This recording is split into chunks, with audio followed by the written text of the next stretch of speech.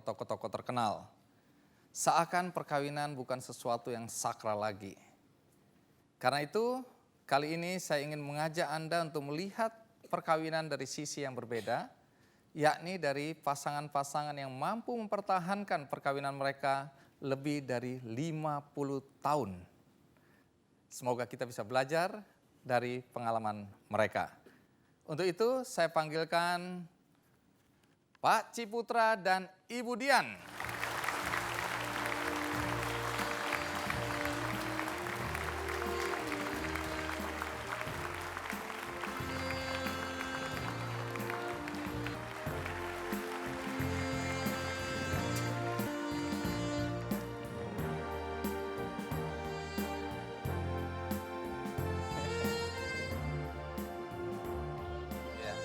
Itu tadi gandengan tangan memang biasanya harmonis gitu atau terpaksa karena banyak orang? Mulai mengganggu. Pak Ci, masih ingat sudah berapa tahun Anda menikah dengan Ibu Dian? Mana? Saya memang sengaja tanya Pak Ci karena pasti Pak Ci udah nggak ingat. Laki-laki itu cuma beraninya kawin, habis itu nggak mikir apa-apa lagi. Nah ini mulai lagi. Nah kalau boleh tahu waktu itu Pak Ci umur berapa waktu menikah? 25 tahun. Masih kuliah? Masih kuliah? Sudah kawin? Iya. Pak Ci orangnya nggak sabaran ya. Tapi pertama kali ketemu Ibu Dian di mana? Di Manado. Pak Ci waktu ketemu pertama kali sudah Masih sekolah. di mana? Di Manado. Iya. Kelas berapa? Oh, kita berbeda sekolah. Kelas 3. 3 apa? SMA. Siapa yang lebih dulu jatuh cinta? Nah ini Ra.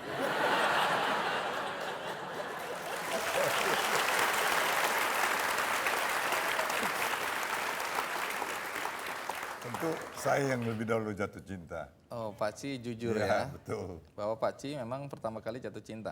Ibu waktu itu kelas berapa? Kelas 3 itu. Tapi bukan sekolah yang sama. Oh, beda sekolah tapi sama-sama kelas 3 ya. Baik, tentu kita senang mengikuti kisah percintaan Pak Ci dan Ibu Dian ya. Karena itu saya ajak Anda dulu untuk mengikuti kisah mereka berikut ini.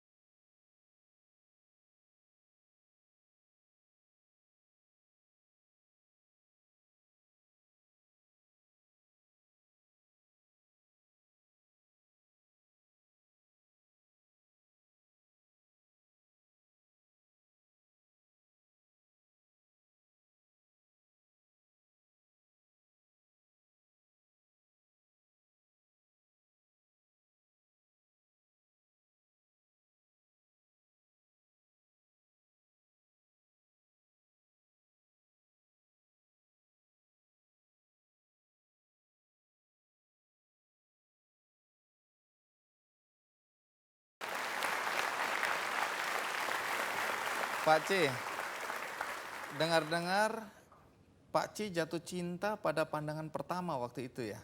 Benar. Boleh cerita, apa yang istimewa dari Ibu Dian waktu itu? Oh pertama cantik tentu. Iya. Menarik. Badannya langsing. Pak Ci, langsing itu bukan begini Pak Ci. Langsing itu begini. Iya. Lantas tertarik, lantas tanya-tanya bagaimana background keluarganya, bagaimana sekolahnya, bagaimana sifatnya dari teman-teman. Wah, semua angkat jempol.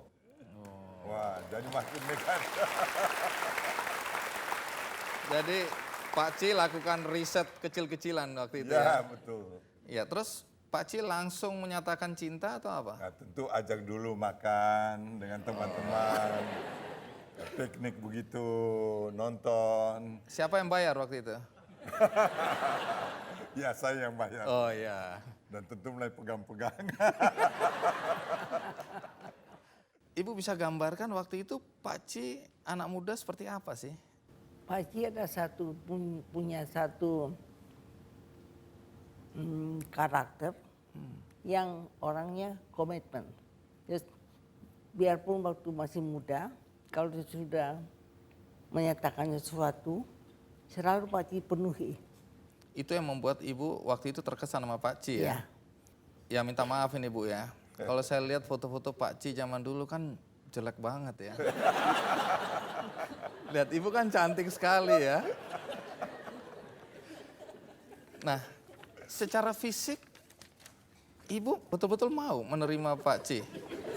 Iya. Hanya karena Lama-kelamaan mau menerima. kelamaan. Iya. Karena kasihan atau? Kasih dan perilakunya yang terlalu menyatakan sesuatu dipenuhi. Komitmen selalu. Itu yang mengesankan Iya. ya. Jadi urusan perwajahan nomor belakang lah ya. Nah Pak Ci, kapan persisnya Pak Ci menyatakan cinta pada Ibu? Wah, ini Lupa banget. lupa, pasti lupa. Lupa karena terlalu banyak menyebarkan itu. Karena tidak sekaligus Pandi. Oh, perlahan. Pertama kan kita lihat, ternyata kembang itu turut pada waktu kita nyatakan sesuatu yang baik, mereka tersenyum begitu. Nah nyata itu ada tanda-tanda cinta itu berbalas lah.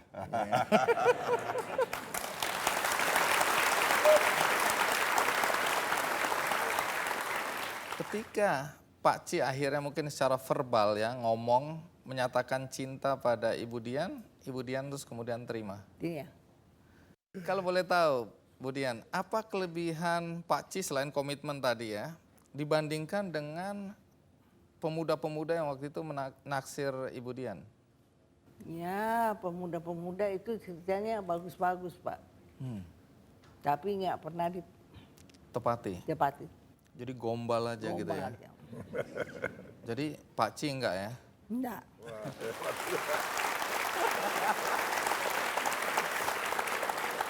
Saya tidur enak ini malam pasti. Saya boleh tahu, ini kan bertanya boleh ya.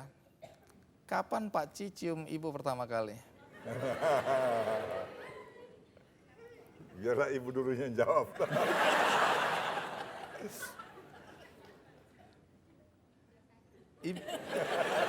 Nah, ini artinya ciuman pertama tidak berkesan. Karena Ibu lupa kan? Ya, kira-kira di Manado, tapi masih di Manado.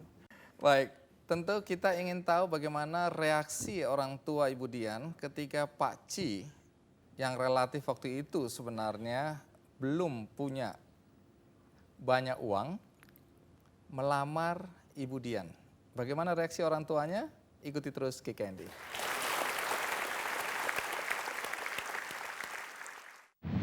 Pak Ci, saya kan belum pernah mencapai perkawinan sampai 50 tahun nih ya.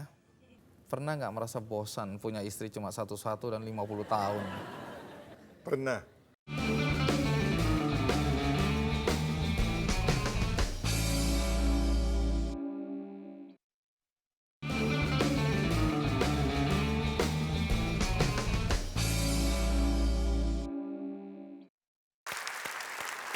Jadi sesudah dari Manado, Pak Ci belajar ke Bandung ya, masuk ITB.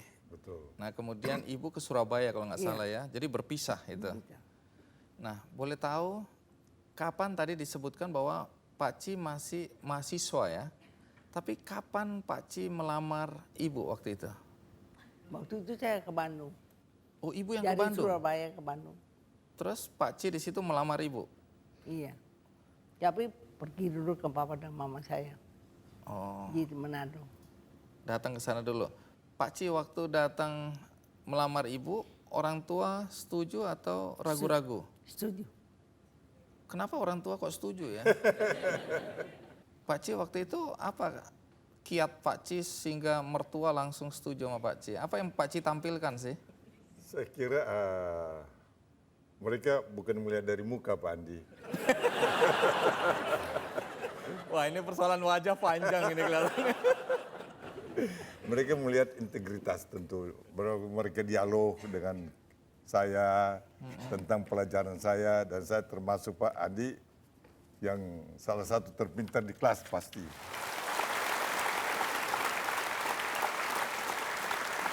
Kenapa harus buru-buru?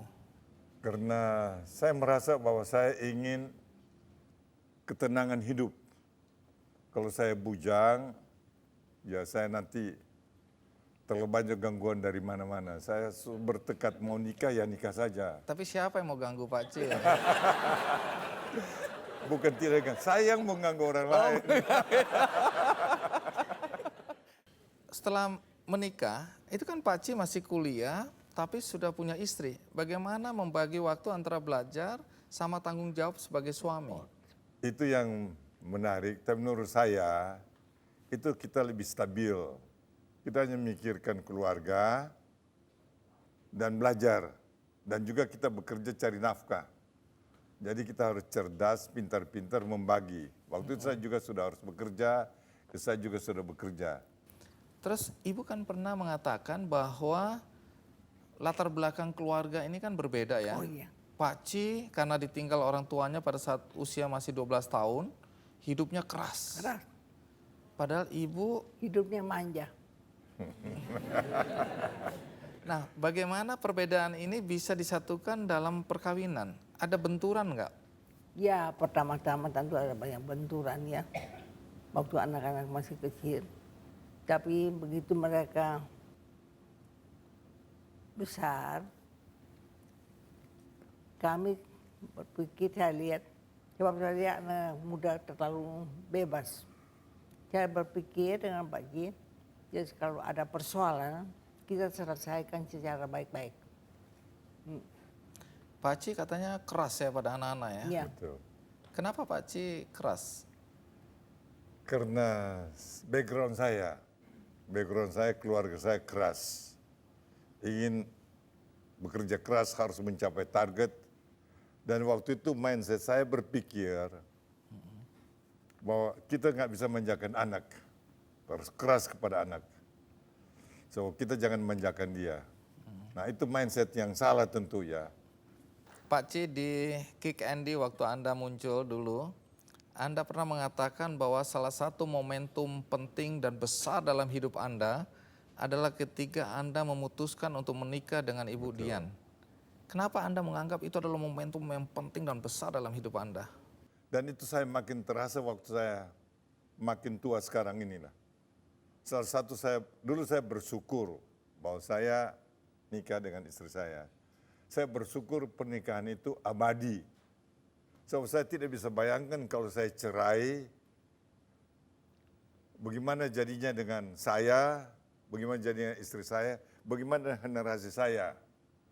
Nah sekarang saya sudah ada anak-anak, ada cucu-cucu, dan saya bersyukur saya memberikan contoh yang baik buat mereka. Gitu.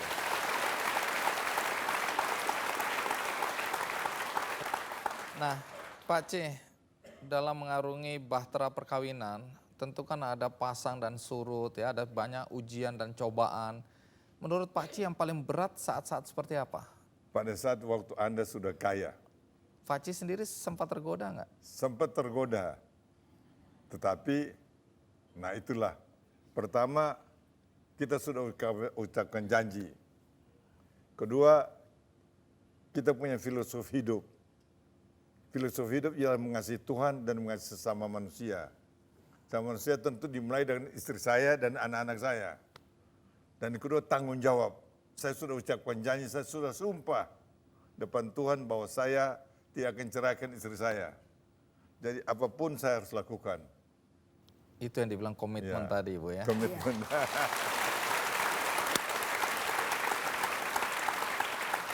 Tapi kalau boleh jujur nih, pernah nggak terpikir mau kawin lagi? Tentu sepintas selalu ada.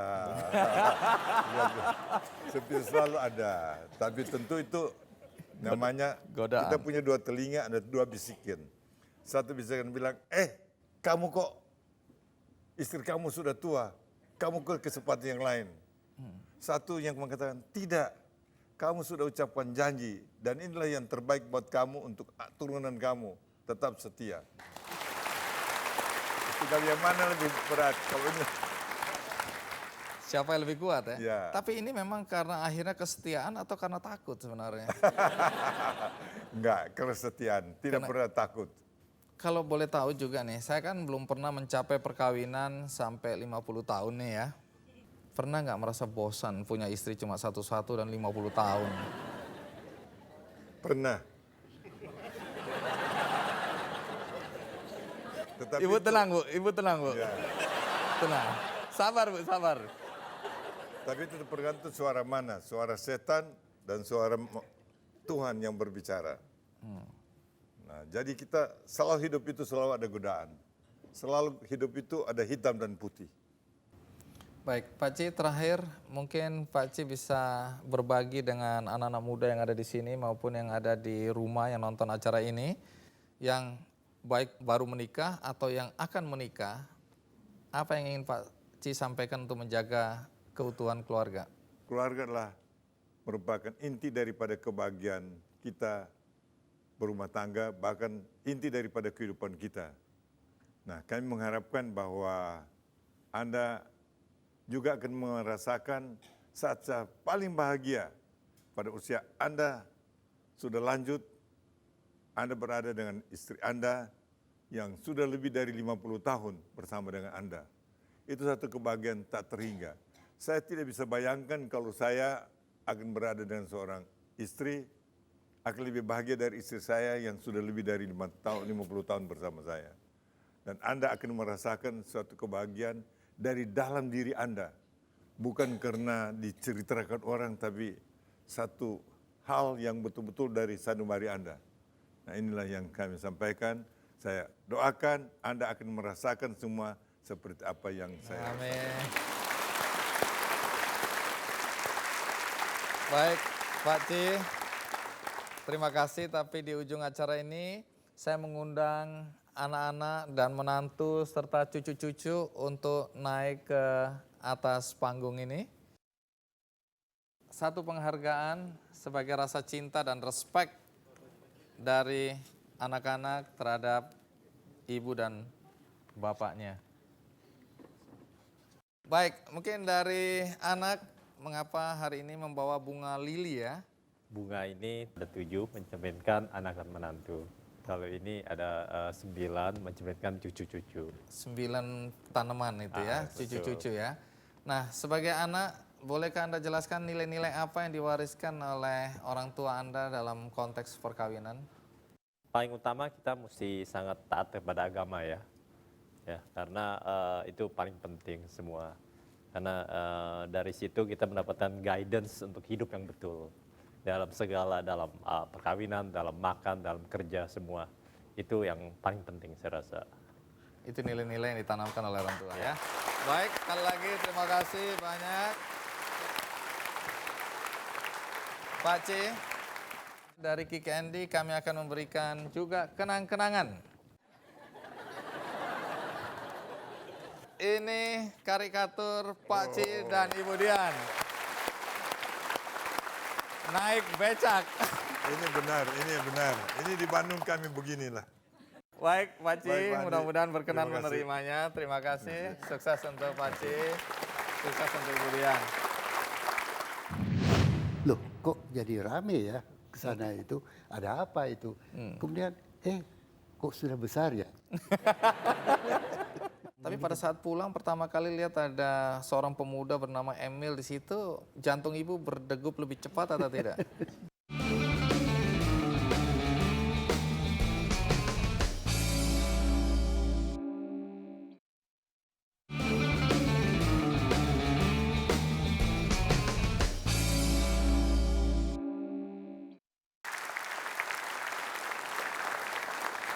Di era Orde Baru, di zaman Pak Harto, dia memegang berbagai jabatan menteri dan juga posisi penting lainnya. Tetapi jarang yang tahu pria ini ternyata pagar makan tanaman. Karena dia menikah dengan anak ibu kosnya. Siapa dia? Kita panggil Pak Emil Salim dan Ibu Rosmini.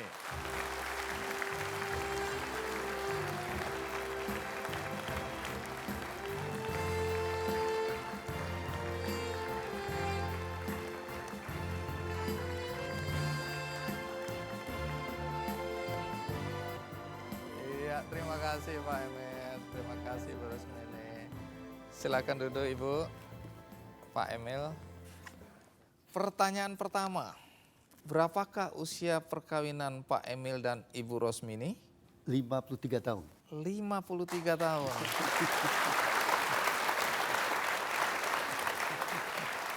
Pak Emil sendiri menikah umur berapa waktu itu? 28 tahun. Kalau Ibu waktu itu umurnya? 24. 24, jadi beda 4 tahun. 4 tahun. Berapa tahun pacaran sebelum menikah? Yang pacaran betul-betul Oh. Ada yang pacaran nggak benar-benar nih ya. berkenalan sejak 48, tapi masih kecil, masih muda. SMP. Tapi waktu jadi mahasiswa, ibu masuk perpeloncoan, saya pengawas gitu. Saya lihat kok mahasiswa artinya para yang mahasiswa, kok mengurung-urungi dia. Kita ini kan pengawas. Mulai, ngapain ini? Mau membela lah itu. Ini ceritanya pasti seru, tapi sebelum saya tanya lebih lanjut, ada baiknya kita ikuti kisah cinta Pak Emil dan Ibu Mini. Ini dia liputannya.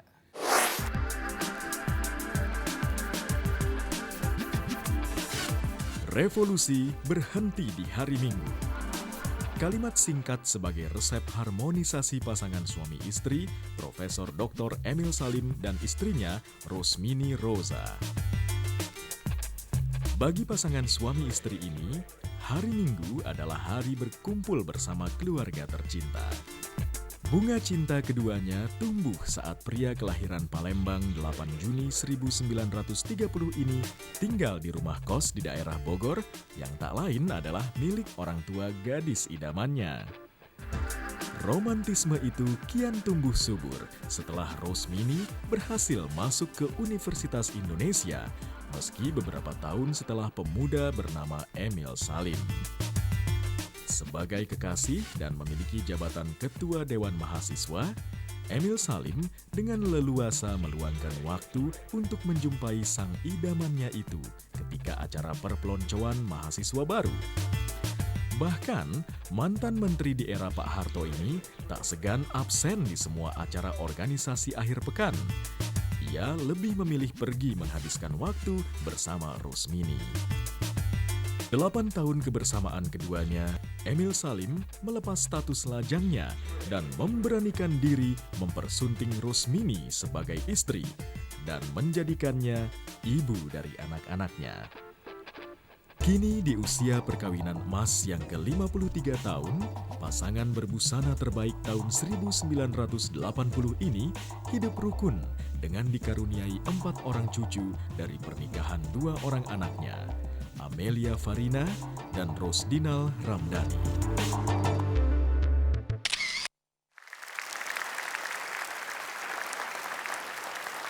Jadi Pak Emil, waktu Anda SMA, kos di tempatnya orang tuanya Ibu Mini, itu Anda belum naksir ya? Nah, ibu dia di Jakarta. Masih di Jakarta, belajar. jadi cuma Jadi sesekali saya aja? Hari Sabtu Minggu saja. Sabtu Minggu aja? Sabtu Minggu saya pulang, saya indekos di rumah tante saya di Jakarta, Jakarta. karena saya bersekolah di Jakarta. Oke, jadi Sabtu Minggu baru Sabtu pulang. Minggu pulang. Tapi Jadi pada saat pulang pertama kali lihat ada seorang pemuda bernama Emil di situ, jantung ibu berdegup lebih cepat atau tidak? belum waktu kan, karena saya masih baru di SMP, jadi saya menganggap hanya ibu saya mengatakan ini adalah saudaramu keluarga, anak dari ini. Oh sudah bersalaman, selesai. Nggak ada perasaan apa-apa ya? Belum ada perasaan apa-apa waktu itu. Pak Karena Emil saya juga? baru 14 tahun umurnya kira 14 Pak Emil juga belum ada perasaan apa-apa, Belum, anak kecil belum. lah ya? Mulai itu ketika orang lain kok ngerumunin dia. Loh, kok jadi rame ya ke sana itu? Ada apa itu? Kemudian, kok sudah besar ya? Udah mahasiswa. Terus? Nah, mulailah itu. Jadi sejak di mahasiswa di Fakultas Hukum, saya ketika itu jadi ketua Dewan Mahasiswa. Ketua Dewan Mahasiswa. Oh, jadi gagah kan? Hebat kan?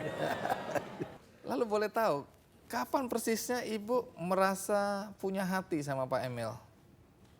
Sebetulnya waktu tamat SMA.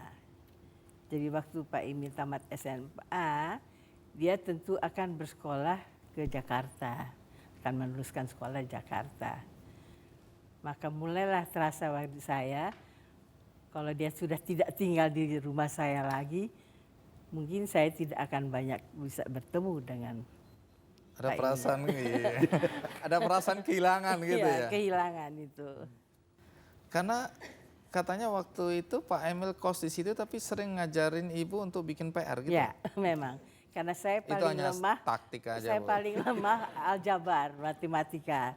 Jadi kalau ada matematika, saya selalu minta dia, kalau hari Sabtu Minggu saya di rumah, tolong dong jelaskan pada saya. Itu ibu tulus untuk minta tolong atau memang itu bagian dari ibu menarik perhatian? Tidak, mulai-mulai memang tulus, tapi lama-kelamaan karena sering ya, terjadilah kontak yang lain.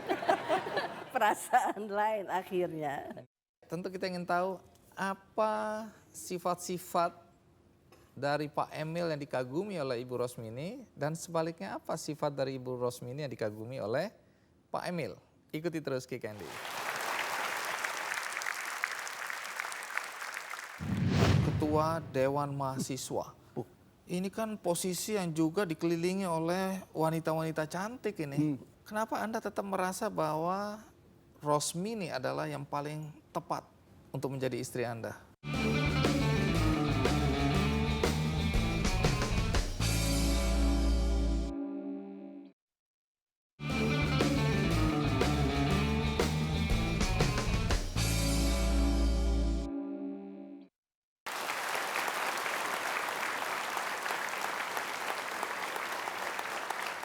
Ibu Rosmini waktu kuliah dulu kan kembang kampus. Pasti banyak pemuda-pemuda yang mencoba merayu. Tapi mengapa akhirnya ibu merasa Pak Emil adalah pria yang paling hebat di antara pemuda-pemuda itu? Ya, memang saya banyak punya teman, banyak punya pacar lah. Jadi memang mungkin itu keberuntungan saya mungkin. Tapi dengan teman-teman yang lain itu tuh hanya semata saya anggap sebagai kawan saja. Untungnya dari Pak Emil karena dia tinggal di rumah saya. Jadi selama tinggal 3 tahun di rumah, saya mengenal sifatnya. Saya mengetahui orangnya bagaimana. Sehingga saya dapat menarik kesimpulan bahwa dia adalah orang yang sangat baik hati, sangat penolong, tidak pernah mau menolak kalau ada orang yang meminta tolong kepada dia, dan sangat ramah kepada keluarga juga. Sebaliknya kalau boleh tahu, Pak Emil, karena Ketua Dewan Mahasiswa, ini kan posisi yang juga dikelilingi oleh wanita-wanita cantik ini, mahasiswi-mahasiswi cantik. Kenapa Anda tetap merasa bahwa seorang pemudi bernama Rosmini adalah yang paling tepat untuk menjadi istri Anda? Karena yang cantik-cantik itu segala macam itu, kalau diajak ngomong, kok hilang kecantikannya itu. Dengan kata lain nggak terlalu cerdas lah ya. Nah, sesudah menikah, Anda berangkat ke Amerika. Umur perkawinan berapa tahun? Baru Baru 6 bulan. Oh, baru 6 bulan langsung Terus berangkat. kami menikah tahun 58, September, kemudian Juni 59 berangkat ke Amerika bersama-sama. Nah, terus di sana katanya Anda berdua sepakat hidup prihatin, nabung $25 per bulan. Tujuannya apa? Anak. Karena rencana nanti kalau kita, ya kalau ada anak gimana? Ongkos melahirkan harus bayar sendiri. Kedua, bagaimana kalau pulang keadaan sulit, harus ada modal untuk bisa nyambung hidup di tanah air. Kalau tadi saya menanyakan apa sifat-sifat dari Pak Emil yang Ibu sukai, tapi sekarang bagaimana kalau saya tanyakan sifat-sifat Pak Emil yang Ibu paling sebal? Dia adalah orang yang tidak pernah mau menolak kalau ada yang ingin bertemu dengan dia. Kapan saja, di mana saja.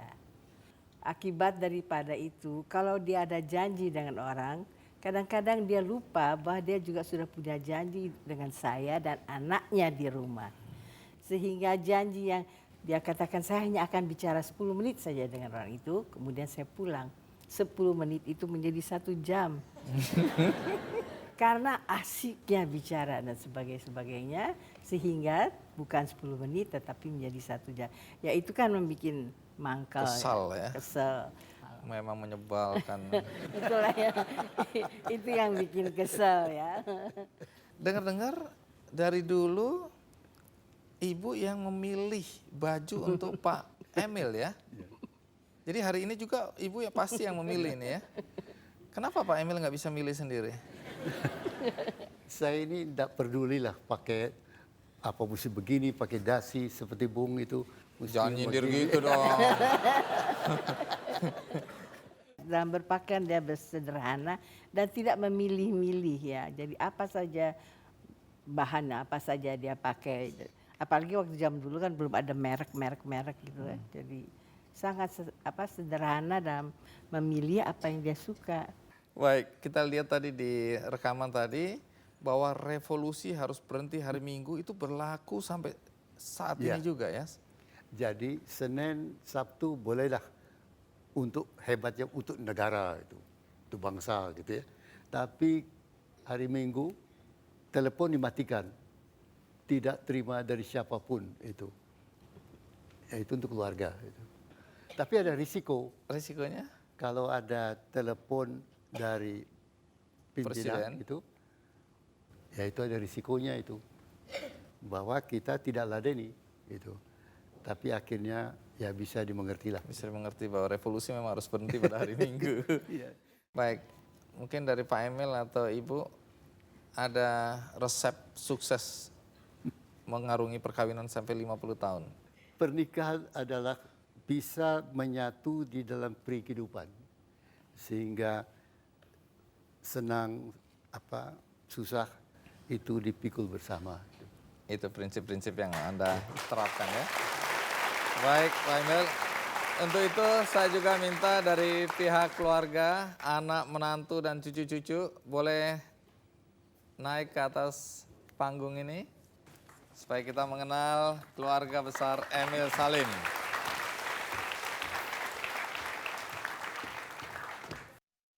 Di kesempatan ini boleh tahu Mbak Amelia, apa saya selalu ingin tahu nilai-nilai yang Anda pelajari dari ayah dan ibu dalam perkawinan?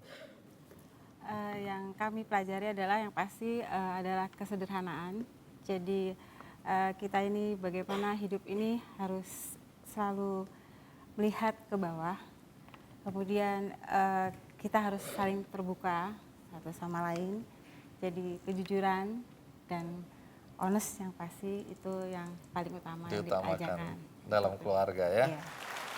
Baik, dengar-dengar cucu mau menyanyikan sebuah lagu ya untuk eyangnya. Oh keluarga ini mau kasih ini dulu katanya ya. Nah coba kasih lihat apa? Album istilah foto-foto waktu pernikahan ayah dan ibu. Karena kenapa kita berikan ini? Karena album beliau yang waktu 53 tahun yang lalu udah hancur berantakan. Jadi kita coba rapihkan untuk kita bikin mereproduksikannya kembali.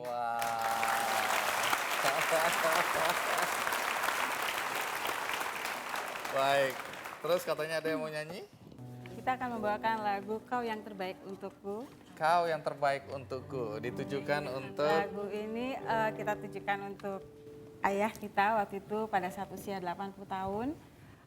Di mana kata-kata dari yang kita bikin ini adalah banyak kan nasihat-nasihat dari Dedi kepada kita. Kalau kita biasa ulang tahun, kita selalu dapat kartu ulang tahun.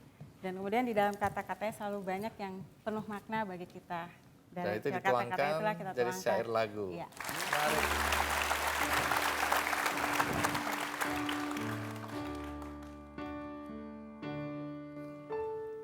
Kau katakan hidup itu dinamis, maka pertahankanlah jati diri. Kau ingatkan hidup itu tak selalu beruntung, maka bersyukurlah atas apa yang ada. Jalani hidup dengan jujur dan bersyukur, berusaha tanpa henti dan bahagia akan datang. Ku renungkan semua apa yang pernah kau katakan padaku. Tulus dengan hatiku ku bersyukur. Hadirmu membuat dunia lebih indah. Bukan jadi yang terbaik untukmu, bukan jadi yang terbaik untukmu.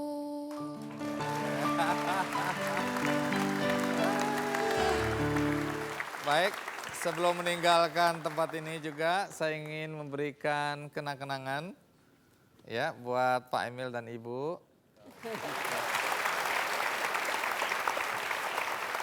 Jadi Pak Emil sama Ibu, nah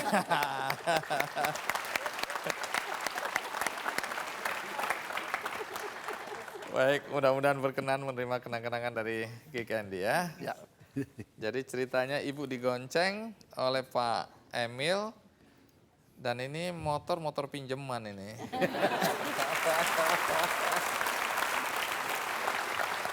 Baik, terima kasih yang mulia ya. Waktu itu saya gemeter. Saya memberi minum tuh, tangan saya gemetar karena perasaan saya diliatin gitu kan. Oh jadi Pak Prabowo ngeliatin begini.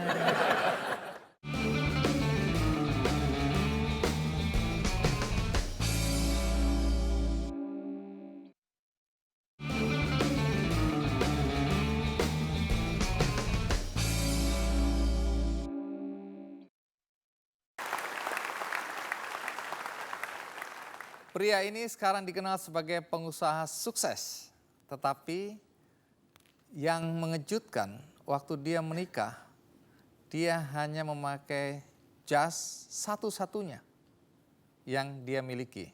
Siapa dia? Kita panggil pasangan Probo Sutejo dan Ibu Ratmani.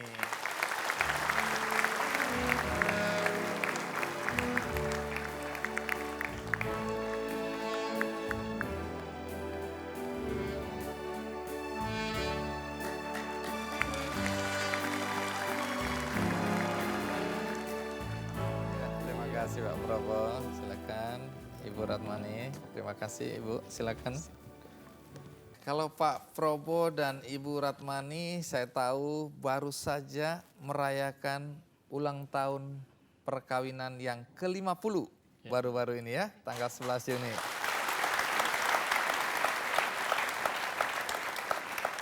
Apa arti perkawinan emas bagi Pak Probo dan Ibu Ratmani? Merupakan suatu kebanggaan dan merupakan suatu hal yang mesti saya syukuri kepada Tuhan Yang Maha Esa bahwa kami bisa menempuh jalan sampai tidak adanya 50 tahun. Jadi selamat tanpa halangan sama sekali. Kita nanti akan mendengarkan cerita bagaimana ketika Pak Probo melamar Ibu Ratmani, orang tua Ibu Ratmani tidak percaya pada Pak Probo. Tapi mengapa tidak percaya? Nanti akan saya tanyakan. Sekarang kita ikuti dulu kisah percintaan Pak Probo dan Ibu Ratmani. Ini dia kisah mereka.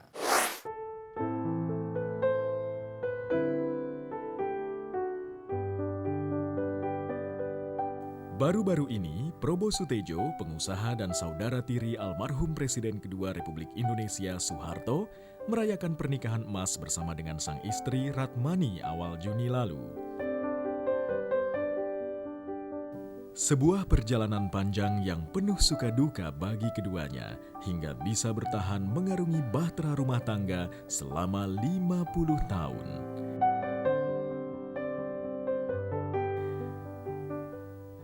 Probo pertama kali bertemu dengan sang istri ketika sama-sama menjadi guru di Pematang Siantar, Sumatera Utara pada 1961.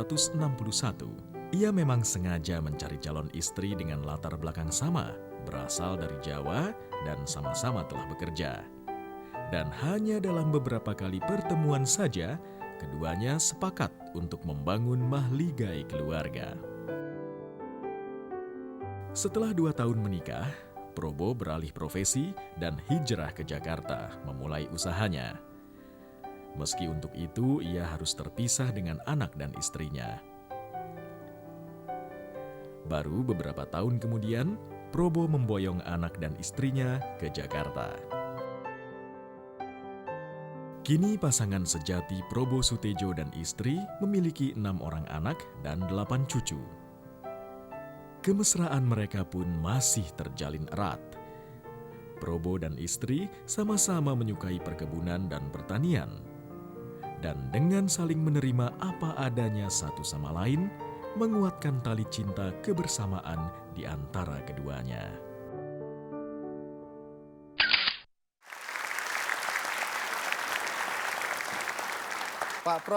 Pak Probo menikah ketika usia sudah mencapai 31 tahun ya. Benar ya. Kenapa terlambat? Waktu itu saya meninggalkan Jawa, masuk ke Sumatera tahun 51. Itu menjadi guru di kota kecil namanya Serbelawan. Nah di situ boleh dikatakan lingkungannya itu adalah orang Tapanuli semua. Waktu itu pun sudah mau kepingin untuk menikah gitu atau untuk melamar seseorang gadis gitu. Tapi ragu-ragu. Kenapa nanti ragu-ragu? Kalau sampai kawin itu nanti punya istri, punya anak, mau dikasih makan apa? Sedangkan mengajar pada waktu itu gajinya pas-pasan untuk cukup makan 1 bulan. Oh jadi itu terlambat kawin gara-gara gajinya tidak cukup. Aduh. Saya dengar-dengar dulu karena Pak Probo nggak mampu atau nggak berani menikah karena uang yang pas-pasan tadi, itu Pak Probo lebih suka berpantun-pantun sama gadis-gadis waktu itu ya? Ya, jadi karena pergaulannya sama orang Tapanuli, ya orang dari Simalungun, orang Tapanuli Utara. Jadi boleh dikatakan pergaulan dengan orang Jawa nggak ada sama sekali itu. Satu-satunya orang Jawa yang ada itu cuma saya aja yang jadi guru juga. Jadi sering-sering saya diajari juga pakai bahasa Tapanuli, katanya kalau mau kenalan sama seorang gadis perempuan maka tanya aja olodo manguli.au gitu. Artinya? Jadi artinya waktu itu tidak diterjemahkan. Dan belakangan waktu saya kenalan betul-betul saya ucapkan gitu, nah itu perempuan tuh marah-marah sama teman saya. Wah ini siapa yang ngajari, ini mesti saya lagi. Jadi artinya maukah kamu kawin lagi dengan saya? Loh. Ya marah lah. Jadi itulah kejadian, tapi terus menerus sampai beberapa tahun juga, jadi nggak ada yang cocok gitu. Jadi artinya kan asalnya itu kebanyakan orang Tapanuli kalau mau perkawinan kan harus minta uang mahar yang cukup banyak. Dan saya kan nggak punya duit. Nah belakangan baru mulai kenal dengan seorang gadis tamatan dari SGA, mengajar di sekolah mendirikan sekolah di Kampung Banten itu. Nah itulah mulai dikenalkan oleh seorang teman yang dikenalkan, kemudian dalam perkenalan itu saya naksir karena cari orang yang jodoh asal dari Jawa, kelihatannya nggak ada. Dari istri saya sendiri kan berasal dari Kampung Banten, jalannya jalan Jawa. Gitu agaknya.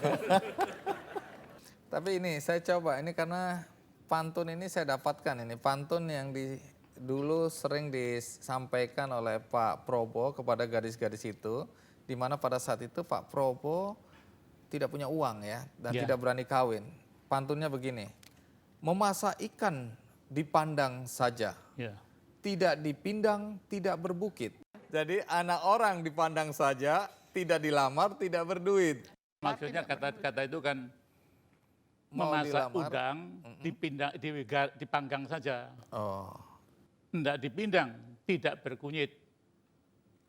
Lihat anak orang dipandang saja, tidak dipindang, nggak berduit.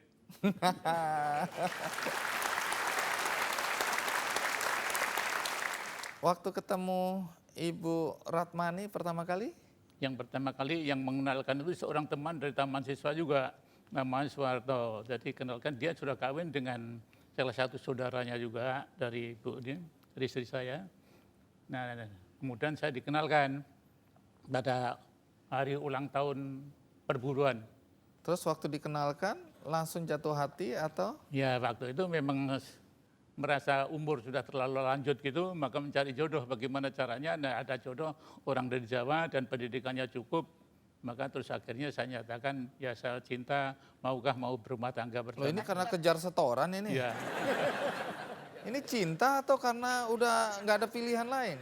Ya bukan nggak ada pilihan lain, dan ya memang perkenalan pertama, tapi mencari yang lain kan sudah selama 10 tahun lebih nggak ada yang cocok ya.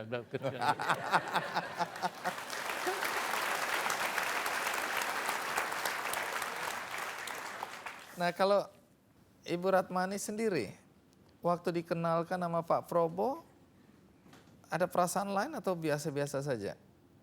Waktu itu saya gemeter.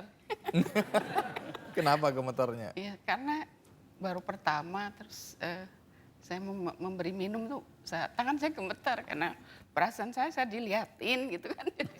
Oh jadi Pak Probo ngeliatin begini. Kesan pertama Ibu Ratmani ketika melihat Pak Probo gimana? Iya, kebetulan saya juga karena dari Jawa dulunya orang tua. Memang inginnya kalau bisa kenalan dengan pemuda yang dari Jawa juga. Kemudian kan Pak Probo juga kan tampan ya. Wah.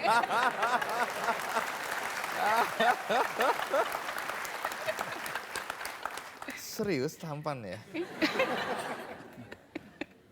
Tapi apa yang paling Ibu lihat dari Pak Probo selain ketampanan tadi, apa yang cepat menarik perhatian Ibu tentang Pak Probo ini? Ya waktu itu sebetulnya dikatakan cinta kilat aja. Baru berapa hari kenal Pak Probo sudah menyatakan cintanya. Kok gerusak-gerusuk sih ya? Jadi terus terang saja orang Jawa yang berpendidikan pada waktu itu jarang sekali. Jadi begitu ngelihat satu kembang yang ada di sini, kemudian pinter, langsung cepat-cepat dilamar, begitu ya Pak Probo? Ya, yang melamarnya kemudian bukan saya sendiri yang melakukan pelamaran, teman-teman sebagai ketua Taman Siswa waktu itu saya minta tolong untuk melamarkan itu. Nah, ini saya mau tanya karena katanya waktu Pak Probo melamar Ibu Ratmani, orang tua Ibu tidak percaya pada Pak Probo ya? Tidak percaya kenapa? Sebetulnya. Tidak percaya karena dilihatnya umurnya sudah 31 tahun, jangan-jangan dia sudah punya istri di Jawa. Oh jadi khawatir Pak Probo udah punya istri? Gitu. Nah oleh sebab itu terus akhirnya kan untuk melamar ini saya minta tolong kepada Pak Harto. Pak Harto waktu itu sekolah di Seskuat di Bandung. Angkatnya minta tolongnya bagaimana? Minta surat tolong sampai dilamarkan, saya sudah menaksir sama seorang gadis yang asalnya dari Kampung Banten, asal dari Jawa, dan akhirnya Pak Ron bikin surat sama namanya Pak Wasito. Nah, Wasito Orang itu tua ketua dari- taman siswa Oh, bukan. untuk minta tolong melamarkan saya kepada namanya Ratmani dari Kampung Banten kepada orang tuanya. Ini Pak Wasito itulah yang melamarkan saya. Oh, dari situ baru orang tua percaya Ya, bahwa Pak Probo ini belum punya istri. Belum punya itu. Ya. Baik, bagaimana liku-liku perkawinan Pak Probo dan Ibu Ratmani? Kita ikuti terus Kick Andy.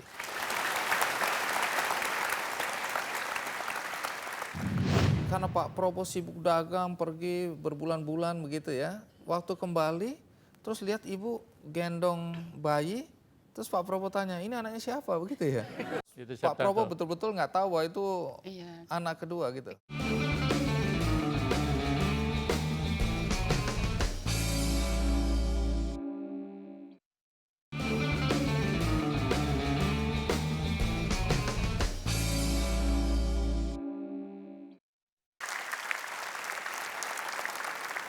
Ada cerita menarik ketika hari perkawinan. Katanya Ibu Ratmani menjahit sendiri baju pernikahan, betul? Iya. Kenapa Ibu sendiri yang jahit? Iya, waktu itu kan memang ya kami kan pas-pasan saja, tapi juga saya juga bisa menjahit walaupun bajunya sendiri aja, nggak menerima jahitan orang lain. Tapi kalau baju saya mulai SMP saya sudah bisa jahit baju saya sendiri. Oh, jadi ini baju yang Ibu jahit ini ya? Iya. Kebaya ini ya? Iya. Nah Pak Probo itu pakai jas kok ganteng sekali itu ya? Jasnya siapa yang Pak Probo pakai waktu kawin? Oh itu jas sendiri, satu-satunya jas yang saya punya yaitu. Terus Ibu juga dandan sendiri ya? Iya. Jadi semua betul-betul disiapkan sendiri. Itu karena biaya, faktor biaya yang. Iya, kebetulan saya punya kenalan itu orang yang suka maisi manten gitu, bidan penganten. Maesin itu merias ya Bu ya? Merias. Nah itu saya suka diajak ikut bantu gitu. Jadi saya bisa juga sedikit-sedikit. Ada cerita karena Pak Probo sibuk dagang, pergi berbulan-bulan begitu ya. Waktu kembali, terus lihat Ibu gendong bayi, terus Pak Probo tanya, ini anaknya siapa begitu ya? Ya waktu lahir anak yang kedua saya nggak melihat. Jadi saya sangat dari Jakarta karena memang nggak punya duit waktu itu habis juga. Nah belakangan baru ada yang menolong itu yang namanya Encomo, itulah yang ngasih ongkos untuk pulang ke Medan. 63 itu lahir anak yang kedua. Waktu itu lagi di rumah karena nunggu-nunggu Pak Probo. Belum pulang, saya kan ada masuk perkumpulan Wirid Yasin gitu. Ya sudah Pak Probo belum pulang, teman-teman Wirid Yasin diundang untuk selapanan ini anak saya. Kok hari itu undalalah Pak Probo sampai gitu. Kan belum punya telepon, belum punya, hanya rumahnya kebetulan di pinggir jalan. Jadi taksi turun pas di depan rumah. Terus? Ya itu, sudah banyak orang. Nah, Pak Probo bagaimana menyiapkan diri Pak Probo? Pak Probo kan biasa kalau keluar negeri disambut Ya. dengan megah, kemudian hidup enak, terus harus masuk penjara Ya. dan hidup dengan Itulah keterbatasan. pertanyaan-pertanyaan yang seperti ini memang banyak pertanyaan kok bisa kok menjalani penjara gitu. Padahal kan selama itu kan hidupnya kan boleh kemewah-mewahan saja. Juga di luar negeri makan yang enak-enak, masuk restoran, boleh katakan semuanya bisa keturutan. Tapi kenapa waktu di penjara kok bisa menyesuaikan? Jadi saya juga membandingkan, saya dulu masuk Semedan pertama kali itu masuk ke hutan. Jadi masuk ke hutan dan juga menjadi guru yang segala sesuatunya kurang. Nah, kenapa mesti saya mengingat yang sekarang? Ingat saja yang dulu.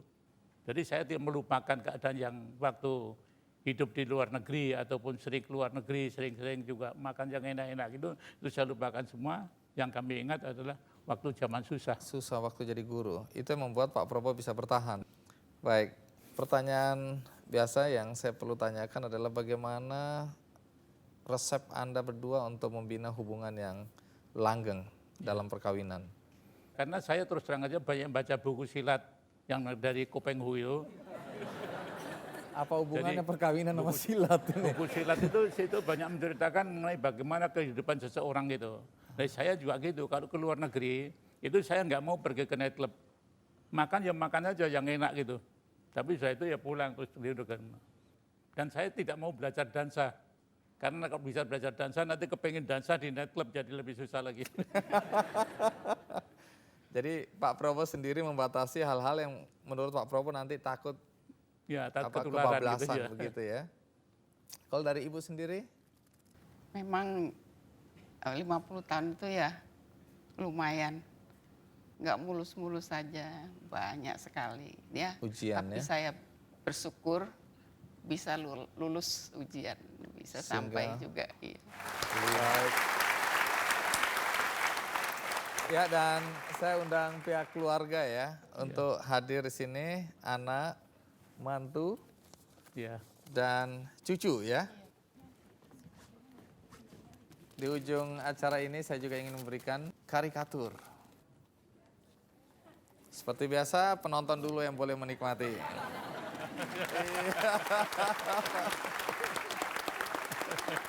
Dua-duanya guru, jadi ini Umar Bakri. Baik, sekali lagi kita doakan Pak Prabowo dan Ibu Ratmani ya. Semoga usia perkawinan makin panjang dan keluarga juga mendukung serta kebahagiaan melimpahi Anda semua ya. Tentu saya berharap agar apa yang disampaikan tadi melalui pasangan-pasangan yang sudah mampu menapaki perkawinan hingga ke 50 tahun, ada manfaat yang bisa saya bagikan. Dan sebelum saya lanjutkan, ada satu buku yang ingin saya bagikan. Judulnya Belahan Jiwa, Kisah Percintaan Rosian Anwar. Dan buku menarik ini akan saya bagikan buat Anda satu-satu semua yang hadir di sini. Bagi Anda yang di rumah, Anda juga bisa mengakses buku ini gratis melalui kikandi.com. Pak Prabowo, Ibu, ada pemberian berharga yang tak ternilai dari Ananda untuk Ibu berdua. Apa ini? Kami memberikan wakil dari putra-putri dan cucu sepasang cincin karena mengingat dulu Bapak Ibu hanya mampu membeli cincin yang sangat sederhana. Jadi kami pilih yang modelnya mirip, walaupun artinya tidak bisa mengganti yang asli, tapi semoga memberi kesan tersendiri buat Bapak dan Ibu. Iya.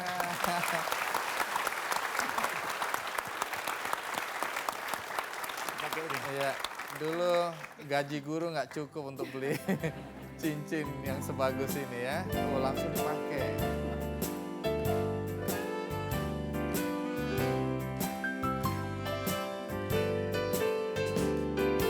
Selama kita saling mencinta, tak mungkin lepas dari goda. Hanyalah satu, saling percaya, cinta kasih takkan goyah selamanya. Cinta kasihku padamu, ku harapkan abadi selalu. Setulus hati aku meminta dan kesadaranmu. Cinta kasihku padaku, ku harapkan abadi selalu. Setulus